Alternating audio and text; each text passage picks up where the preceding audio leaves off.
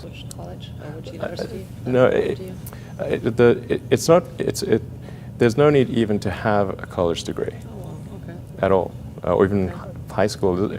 I mean, if somebody graduated from a great university, that may be an indication that they will be capable of great things, but it's not necessarily the case. You know, if you look at, say, people like Bill Gates or Larry Ellison, Steve Jobs, these guys didn't graduate from college. Dropouts, yeah. But if you had a chance to hire them, of course, that would be a good idea. Yeah, okay. So, you know, it's just looking just for evidence of exceptional ability. And if there's a track record of exceptional achievement, then it's likely that that will continue into the future. How I describe myself? Well, I mean, I seem to have a high innate drive. And that's been true even since I was a little kid. You know, I really had a very strong drive. Did all sorts of risky things when I was a kid that why did I do those things? They're crazy. I care a lot about the truth of things and trying to understand the truth of things. I think that's important. You know, if you're going to come up with some solution, then the truth is really, really important, I think. I try to think of, I mean, it's difficult to obviously come up with like things that are praise for oneself, you know, or like, there's bad and good here, but I think like sometimes they're just like the things that seem quite clear and obvious to me, and I don't understand why they aren't so obvious to everyone. Sure. So how would you educate your 5 boys? Actually, I created a little school. Yeah. What kind of school? Could you describe to us? Sure. It's small. It's only got 14 kids now, and it'll have 20 kids in September. It's called Ad Astra, which means to the stars. That's maybe a bit different from most other schools, is that there aren't any grades. There's no like not grade 1, grade 2, grade 3 type of thing. Making all the children go in the same grade at the same time, like an assembly line. I know. You know, because some people love English or languages, some people love math, some people love music, and different abilities at different times. It makes more sense to cater the education to match their aptitudes and abilities. So I think that's one principle. Another is that it's important to teach problem solving, or teach to the problem, not to the tools. So this would be like, let's say you're trying to teach people about how engines work, or you know, you could start by a more traditional approach would be to say, well, we're going to teach you all about screwdrivers and wrenches, and you're going to have a course on screwdrivers, a course on wrenches, and all these things. And this is a very difficult way to do it. A much better way would be like, here's the engine. Now let's take it apart. How are we going to take it apart? Oh, you need a screwdriver. That's what the screwdriver is for. You need a wrench. That's what the wrench is for. And then a very important thing happens, which is that the relevance of the tools becomes apparent. So all your 5 boys are in that school? Yes. Until when? This is from I don't know. preschool So far to... it's only 1-year-old. They like it. They like it? Yeah. And you want to keep them away from regular schools? No, I just didn't see that the regular schools, they weren't doing the things that I thought should be done. Like, you know, those 2 principles, they weren't adhering to those principles. So I thought, well, let's see what we can do. Maybe creating a school will be better.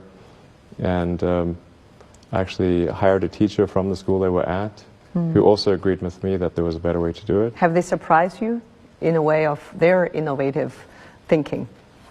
Yeah, it seems to be going pretty well. I mean, the kids really love going to school. I think that's a good sign. You know, I mean, I hated going to school when I was a kid. It was torture.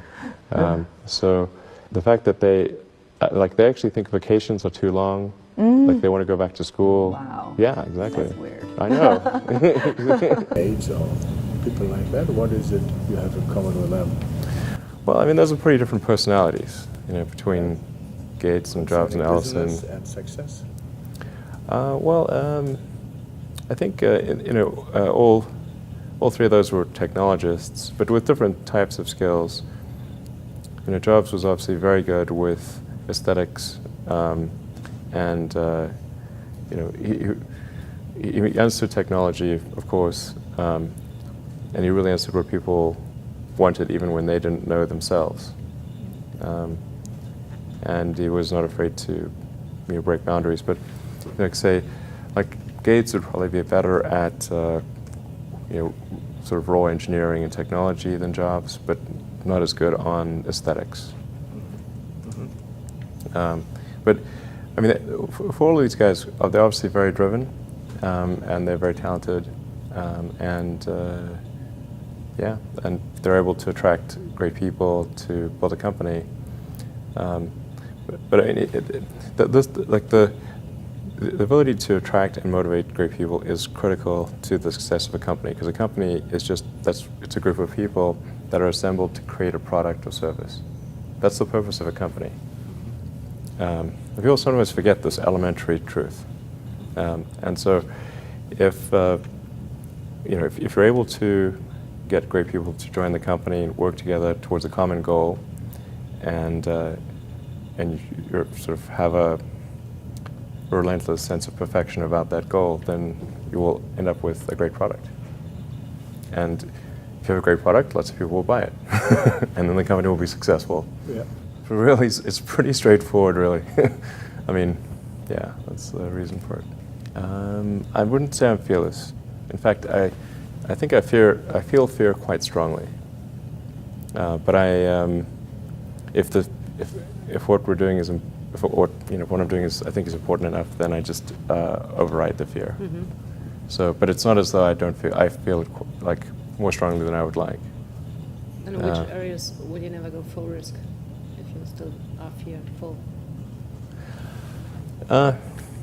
Well, it really depends on the stakes. If the stakes are high, if it's really important, then I will overcome the fear and just do it anyway. Mm-hmm. But essentially, I mean, drive overrides fear, but I feel the fear. It's kind of annoying. I wish I didn't. Okay. I wish I felt it less. Uh-huh. So, yeah. All these introspective questions are interesting. I don't get asked these very often.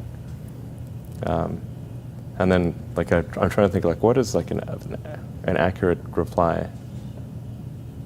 And some of these, it's hard to evaluate yourself on these things. Mm-hmm. Which company you founded was the most risky at the start? Well, probably SpaceX. I thought it had the lowest chance of success. I mean, I thought both Tesla and SpaceX would fail at the beginning. You thought? Yeah, sure. Really?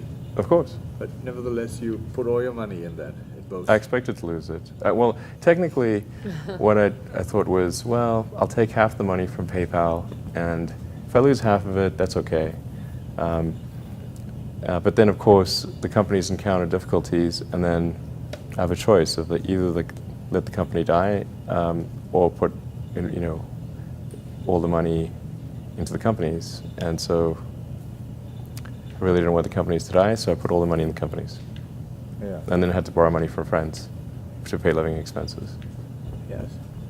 What was your best idea ever? My best idea ever? Yeah. This is tricky. I suppose coming to North America was my best idea. Okay. Because I think these things would not have been accomplished almost anywhere else. It's really hard to start a company, but in particularly California, Silicon Valley is very conducive to startup companies, and so whenever I'd read books in South Africa, it would seem like the cutting edge of technology was in Silicon Valley, and so that's when I wanted to come and I wanted to move to this mythical place. Okay. And are there things you regret having done or for not having done so far?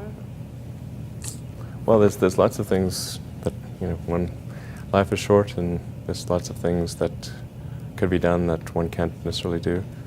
And these really are introspective questions. I think, I mean, overall, I think I'm pretty happy with what where things are. It's hard not to be, honestly. Yeah. You know, I'd be, yeah. Yeah, things are in a good place right now, and I mean, I'd like to, looking ahead, I'd like to see humanity go beyond Earth and have people on Mars. That would be really great. And to see widespread adoption of electric vehicles and renewable energy. These are great things. And yeah, I think those would be really, really cool.